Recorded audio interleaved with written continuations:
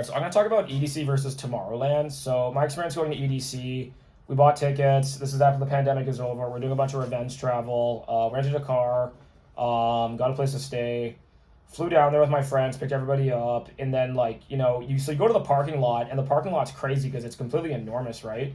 And you start to understand how big this place is just by driving into the parking lot. And you're driving through the parking lot, and this place just feels like a massive military expedition or something, because there's a helicopter helipad literally flying the DJs in and out. You feel like you're invading a country or something. It's like totally crazy. And then you get in the parking lot, and then you're walking in, and everyone's just dressed so slutty. Like every girl is like in fishnets with her ass hanging out, and like leggings, and like people are in Pikachu costumes, and like everyone has a crazy costume on. Like if you don't have a crazy costume on, you're not participating. It's Halloween, bro.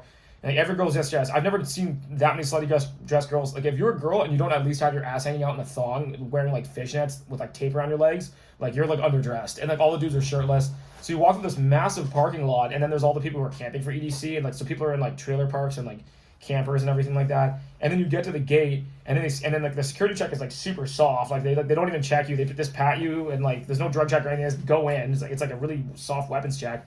And then they have like a radio station that plays as you're walking in that's like, welcome to Camp EDC. And, they have like a live radio that's really cool. So then you walk in, you walk up the bleachers, and it's in the Las Vegas motorway, right? And you just see like, it's like 400 acres of like LEDs and like fireworks going off and like 14 stages. It's like completely overwhelming. You're like, holy crap, this is the biggest rave I've ever been to in my life. And it is like in terms of getting that type of view, because Tomorrowland you can't unless you fly over in a helicopter or something, you're not going to see a view like that, but you will see what a 500,000 person rave looks like.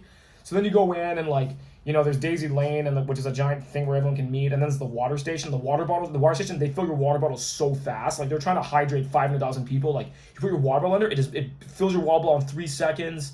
Porta potties look like crap. They have a DJ next to the porta potty.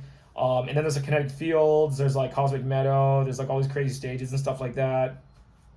And there's just so much stuff.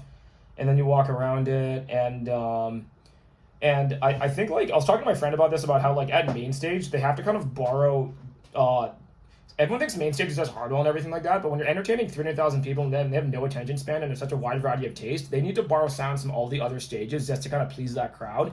And that's why like some music only really works in arenas, right?